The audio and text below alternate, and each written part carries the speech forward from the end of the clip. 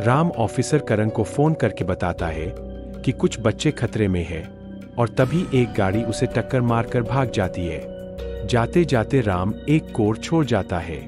उधर शहर में पीपीई किट पहने 2 लोग 12 साल के बच्चों का अपहरण कर रहे हैं। इस साजिश से मेजर का बेटा और विधायक का बेटा भी नहीं बच पाए। अब इन अपराधियों को पकड़ने की जिम्मेदारी यूनिट 007 के कंधों पर है। जांच में क्या सच सामने आएगा? क्या राज बच्चों को बचा पाएगा? और वह कोर आखिर किस रहस्य की ओर इशारा कर रहा है? जानने के लिए जुड़े रहिए हमारे साथ। यूनिट 007 अजनबी की दस्तक।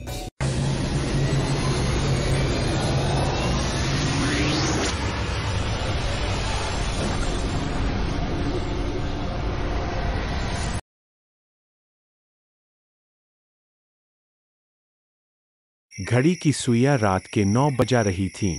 ऑफिसर रवि और करण चाय की दुकान पर चाय पी रहे थे। तभी करण का मोबाइल बज उठा।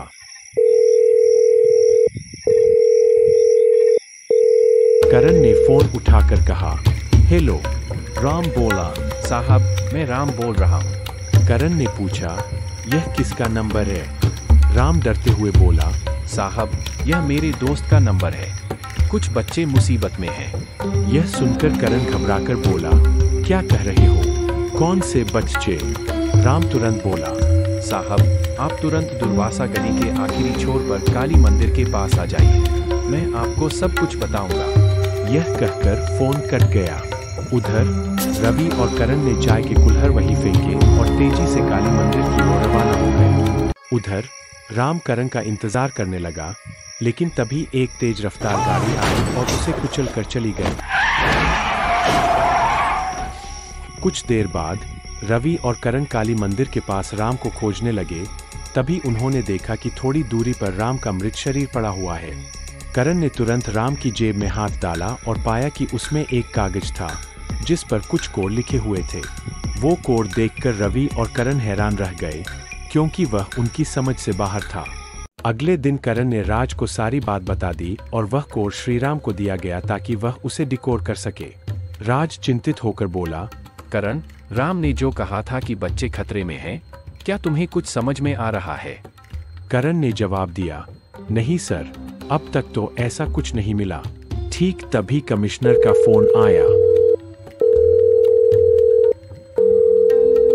उन्होंने राज से कहा, राज, आज शहर में 3 अलग अलग जगहों से 3 बच्चों का अपहरण हुआ है। मैं चाहता हूं कि यूनिट 007 इस केस पर काम करे। राज ने आत्मविश्वास से जवाब दिया, ओके सर, हम इस केस को संभाल लेंगे।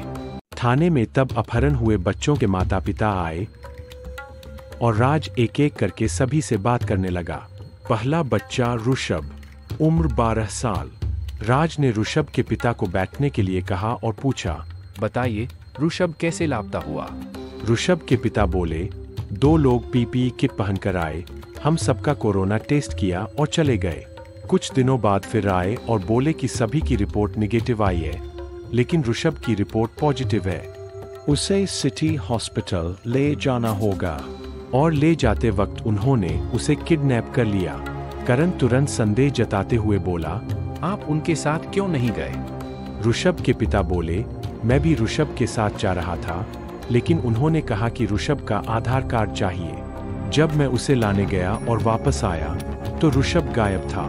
सारी बात सुनने के बाद राज बोला, ये एक पहले से सोची समझी साजिश है, प्री प्लान किडनैपिंग। ऋषभ के पिता फिर बोले, साहब, इसके बाद हम सिटी हॉस्पिटल गए और वहां डॉक्टर भद्र को ढूंढने लगे, लेकिन वहां ऐसा कोई डॉक्टर था ही नहीं।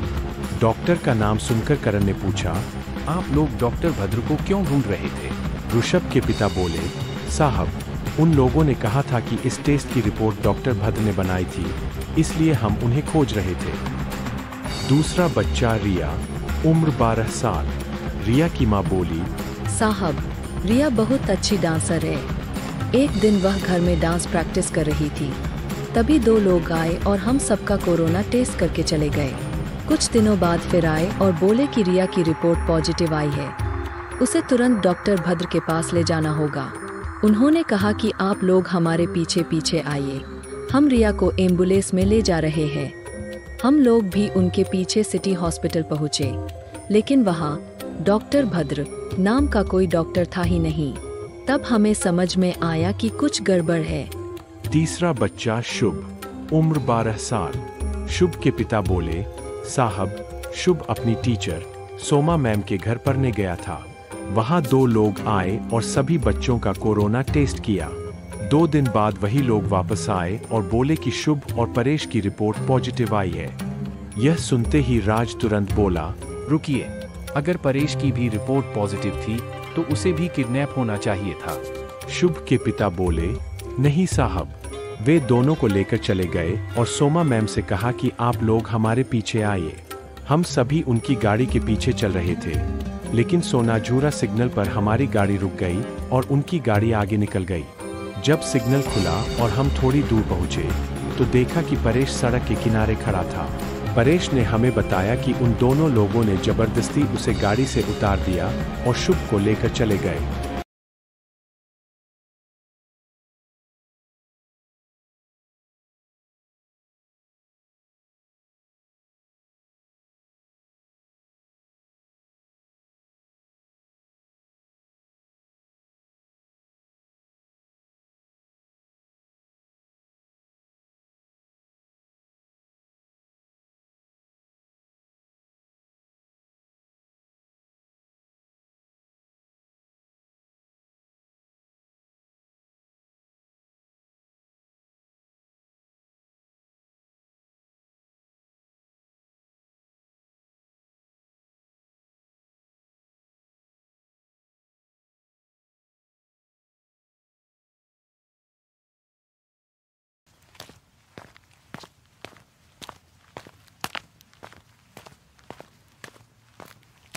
बच्चों के माता पिता के चले जाने के बाद राज और उसकी टीम इस मामले पर चर्चा करने लगी।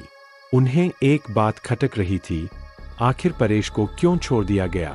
उधर सभी न्यूज चैनलों पर इस किडनैपिंग की खबर तेजी से फैलने लगी कि पीपीई किट पहने 2 लोग बच्चों का अपहरण कर रहे हैं। इस बीच एक शख्स ने पीपीई किट पहने उन 2 अपहरणकर्ताओं को फोन किया और कहा, कुछ दिनों के लिए रुक जाओ, अब हमें नया प्लान बनाना होगा। सबको पता चल गया है कि पीपीई किट पहनकर किडनैपिंग हो रही है, अब कुछ नया करना होगा। एक किडनैपर बोला, ओके बॉस, हम देख लेंगे, अब की बार तो पैसों की बारिश होगी। इधर राज और यूनिट 007 बच्चों के दोस्तों और पड़ोसियों से पूछताछ कर रही थी ताकि कोई सुराग मिल सके। तभी राज को खबर मिली कि साई बाड़ी इलाके से एक और बच्चे को जबरदस्ती गाड़ी में डालकर किडनैप कर लिया गया। उस बच्चे का नाम बाबाई था और उसकी उम्र भी 12 साल थी। रवि ने तुरंत कहा, सर, अब तक 4 बच्चे किडनैप हो चुके हैं और सभी की उम्र 12 साल है। यूनिट 007 जब किडनैपिंग पर चर्चा कर रही थी, तभी एक महिला थाने में घबराई हुई आई और बोली, मेरा बेटा जय गायब हो गया है, प्लीज मेरी मदद कीजिए। रिया ने उसे शांत कराकर एक गिलास पानी दिया और बोली, आप पहले आराम से बैठिए और हमें बताइए कि जय के साथ क्या हुआ। महिला ने पानी पीकर कहा,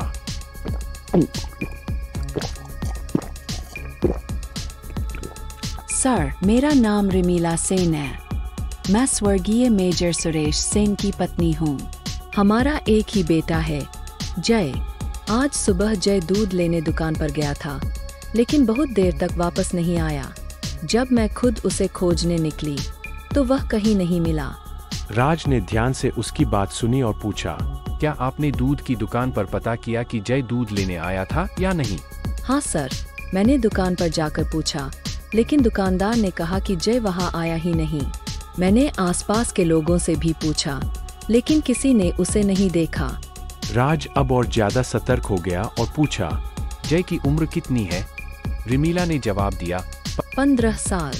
यूनिट 007 ने सभी लापता बच्चों की तस्वीरें निकालकर केस पर चर्चा शुरू की, लेकिन वे फिर उसी सवाल पर आकर अटक गए, परेश को क्यों छोड़ा गया। तभी करण ने कहा, सर, अब तक 5 बच्चों का किडनैप हो चुका है, लेकिन अभी तक किसी ने फिरौती की मांग नहीं की है। श्रीराम ने संदेह जताते हुए कहा, सर, कहीं यह किसी काले जादू, ब्लैक मैजिक के लिए तो नहीं किया गया? राज ने चौंक कर पूछा, काला जादू? तुम क्या कहना चाहते हो? श्रीराम ने गंभीर स्वर में जवाब दिया, सर, कई मामलों में देखा गया है कि बच्चों की बलि काले जादू के लिए दी जाती है। रवि तुरंत चिंतित होकर बोला, अगर यह काला जादू से जुड़ा मामला हुआ तो बच्चों की जान खतरे में है। राज ने सभी की बात सुनकर कहा, अगर तुम्हारी बात सही है और 5 बच्चों को काले जादू के लिए किडनैप किया गया तो फिर परेश को क्यों छोड़ा गया? रवि ने अनुमान लगाया, सर, हो सकता है कि किसी अनुष्ठान के लिए 5 बच्चों की जरूरत थी, इसलिए परेश को छोड़ दिया गया। उनकी चर्चा के बीच राज का फोन बज उठा। फोन देखकर उसने कहा, कमिश्नर सर कॉल कर रहे हैं। राज ने फोन उठाया, हेलो सर। कमिश्नर की आवाज आई, राज, तुरंत एमएलए शंकर के घर जाओ। उनके 12 साल के बेटे सोनू को किडनैप कर लिया गया है। राज ने हैरान होकर कहा, क्या? सर, आप क्या कह रहे हैं? हम तुरंत वहां पहुंच रहे हैं। इसके बाद राज और श्रीराम एमएलए के घर रवाना हो गए, जबकि रिया और बाकी टीम बाकी किडनैप हुए बच्चों की जानकारी जुटाने में लग गई। राज जब एमएलए के घर पहुंचा तो उसने देखा कि एमएलए सोफे पर बैठे हुए थे, सिर पर हाथ रखा हुआ था और एक व्यक्ति उन्हें सांत्वना दे रहा था। जैसे ही एमएलए ने राज को देखा, वह गुस्से से बोले, आपकी पुलिस क्या कर रही है? अभी तक मेरे बेटे का कोई पता क्यों नहीं चला? राज ने शांत स्वर में कहा, सर, पहले हमें यह बताइए कि आपका बेटा किडनैप कैसे हुआ। कृपया हमें पूरी घटना विस्तार से बताइए। एमएलए ने गहरी सांस ली और बोले, मेरा बेटा सुबह कार से पढ़ने गया था। दोपहर में जब वह वापस नहीं आया तो मैंने ड्राइवर को फोन किया। जैसे ही फोन उठा, मैंने पूछा, यह क्या मामला है? कितने बजे तक पहुंच रहे हो और तुम लोग अभी कहाँ हो? लेकिन फोन पर एक अनजान आदमी की आवाज आई। उसने कहा, आप कौन हैं और किससे बात करना चाहते हैं? मैंने तुरंत कहा, यह फोन तुम्हारे पास कैसे आया? मेरा ड्राइवर और बेटा कहाँ हैं? उस आदमी ने शांत स्वर में जवाब दिया, देखिए, आपका ड्राइवर यहाँ बेहोश पड़ा है और गाड़ी भी यहीं खड़ी है, लेकिन आपका बेटा नहीं है। आप जल्दी से सतोषपुर हाईवे के पास आ जाइए, वहाँ आपको आपका ड्राइवर और गाड़ी मिल जाएगी। राज ने पूछा, अब आपका ड्राइवर कहाँ है? एमएलए ने जवाब दिया, अस्पताल में भर्ती है, लेकिन अभी तक होश में नहीं आया। और ऑफिसर राज, बाकी सारे केस छोड़कर पहले मेरे बेटे को ढूंढने की कोशिश कीजिए। राज यह सुनते ही गुस्से में बोले, आपके बेटे की तरह बाकी सारे बच्चे भी मेरे लिए बराबर हैं। मैं सभी बच्चों को बचा कर लाऊंगा। राज की नजर एमएलए के बगल में खड़े व्यक्ति पर पड़ी। उसने पूछा, आप कौन हैं? वह व्यक्ति तुरंत बोला, मैं मिस्टर बर्मन, मैं अफ्रीका में रहता हूँ। एमएलए साहब की पार्टी के फंड में डोनेशन देता हूँ और इसी वजह से यहाँ आया हूँ। राज ने सिर हिलाते हुए पूछा, आप एमएलए साहब के बेटे को जानते हैं? मिस्टर बर्मन तुरंत बोले, अरे क्यों नहीं जानूंगा, मैंने उसे बचपन से देखा है। एक तरह से वह मेरी गोद में पला बड़ा है। थाने में राज केस को लेकर चर्चा कर रहा था और दूसरी ओर ड्राइवर अभी तक होश में नहीं आया था। राज ने कहा, चलो इस केस को फिर से शुरुआत से रिव्यू करते हैं। तभी करण बोला, राम मरने से पहले बच्चों के खतरे के बारे में और एक कोड के बारे में कुछ कहा था। श्रीराम तुरंत बोल उठा, सर, वह कोड अब तक क्रैक नहीं हुआ है। राज ने कहा, 3 बच्चों का किडनैप हुआ और वो भी कोरोना टेस्ट कराने के बहाने। रवि ने तुरंत कहा, लेकिन 2 बच्चों का किडनैप जबरदस्ती किया गया था। करण फिर बोला, और एमएलए सर के बेटे को तो गाड़ी रोककर किडनैप किया गया। तभी अचानक राज कुछ सोचकर बोला, रुको रुको, बच्चों का टेस्ट हथेली पर किया गया था, लेकिन हम जानते हैं कि आमतौर पर टेस्ट हाथ के उल्टे हिस्से पर होता है। सबने एक साथ कहा, हाँ, बच्चों की हथेली पर टेस्ट किया गया था। कुछ देर सोचने के बाद राज बोला, तुम सब किडनैप हुए बच्चों के माता पिता से पूछो कि उनके बच्चों के हाथ पर कोई निशान है क्या।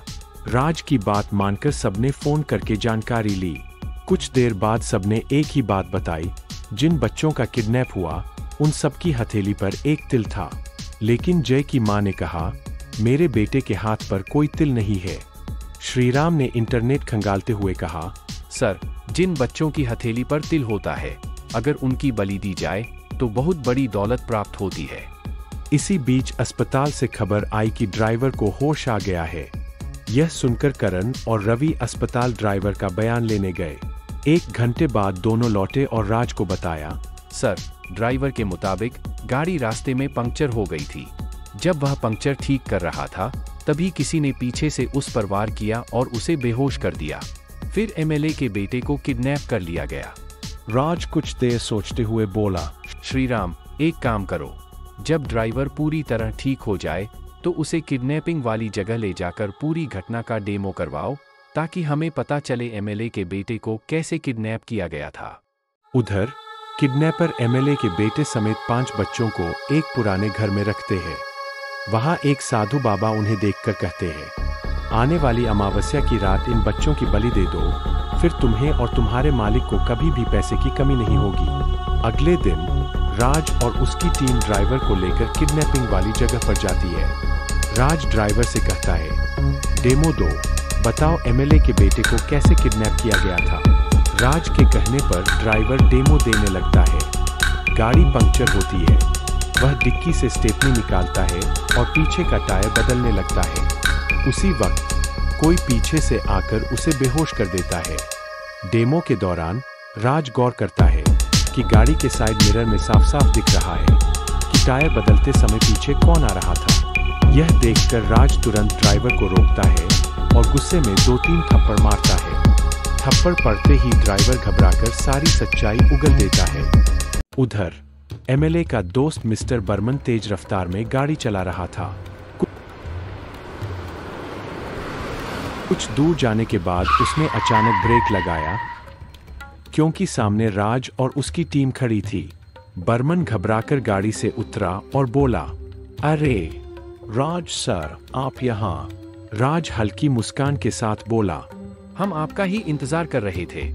बर्मन हड़बड़ा गया, मेरा इंतजार? क्या मतलब? उसी वक्त करण ने बर्मन की गर्दन पकड़कर उसे गाड़ी के बोनट पर पटका और गुस्से में गरजा, बच्चे कहाँ हैं? जल्दी बोल। बर्मन कांपती आवाज में बोला, आप क्या कह रहे हैं सर? मैं कैसे बता सकता हूँ कि बच्चे कहाँ हैं? मुझे कुछ नहीं पता। करण ने बिना देर किए बर्मन को उठाकर जोरदार थप्पड़ मारा और चीखा, सब पता चल गया है, तूने ही बच्चों को किडनैप किया है।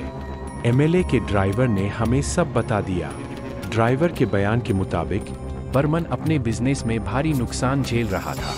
कभी उसने एमएलए की पार्टी को डोनेशन दिया था, इसलिए वह एमएलए से मदद मांगने गया। एमएलए उसका बचपन का दोस्त था। इसी दौरान एक अफ्रीकन साधु बाबा ने बर्मन को लालच दिया, अगर अमावस्या की रात हथेली पर तिल वाले 12 साल के बच्चों की बलि दी जाए तो तेरा भाग्य खुल जाएगा, तू दौलतमंद हो जाएगा। बर्मन ने इस लालच में बच्चों को किडनैप करवाया और आज अमावस्या की रात उनकी बलि चढ़ाई जानी थी।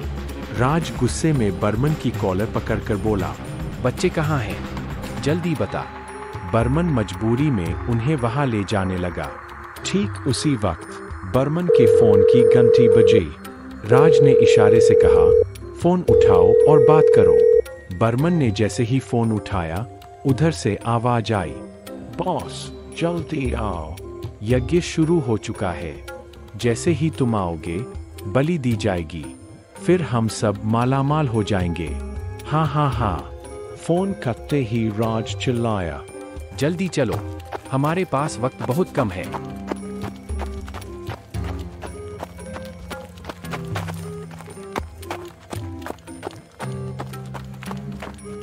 दस मिनट तक जंगल के रास्ते से जाने के बाद वे एक खुली जगह पहुंचे। वहां एक साधु बाबा यज्ञ कर रहा था।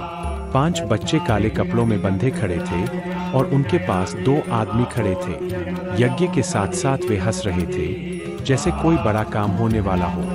राज और उसकी टीम ने बिना समय गवाए 007 स्टाइल में धावा बोल दिया। पुलिस को देखते ही गुंडे भागने लगे, लेकिन पुलिस ने उन्हें दबोच लिया।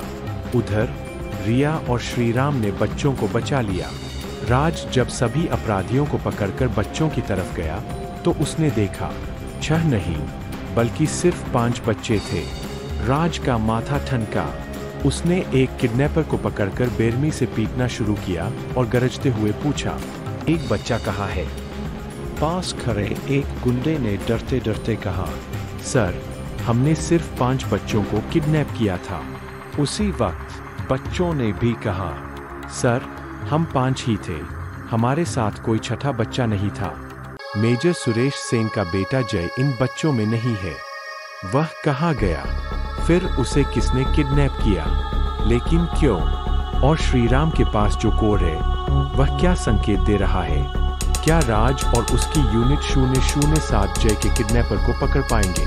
उधर एक महिला जय के हाथ पैर बांधकर कहती है, ऑफिसर राज, अब शुरू होगा एक नया खेल तुम्हारे साथ। ये शहर देखेगा एक नया धमाका। यूनिट 007 की अगली रोमांचक कहानी लेकर आ रहे हैं अगले हफ्ते। अगर आपको हमारी ये कहानी अच्छी लगी हो तो प्लीज एक लाइक दें। इसे अपने दोस्तों के साथ शेयर करें ताकि वे भी यूनिट 007 की रोमांचक कहानियां पढ़ सकें।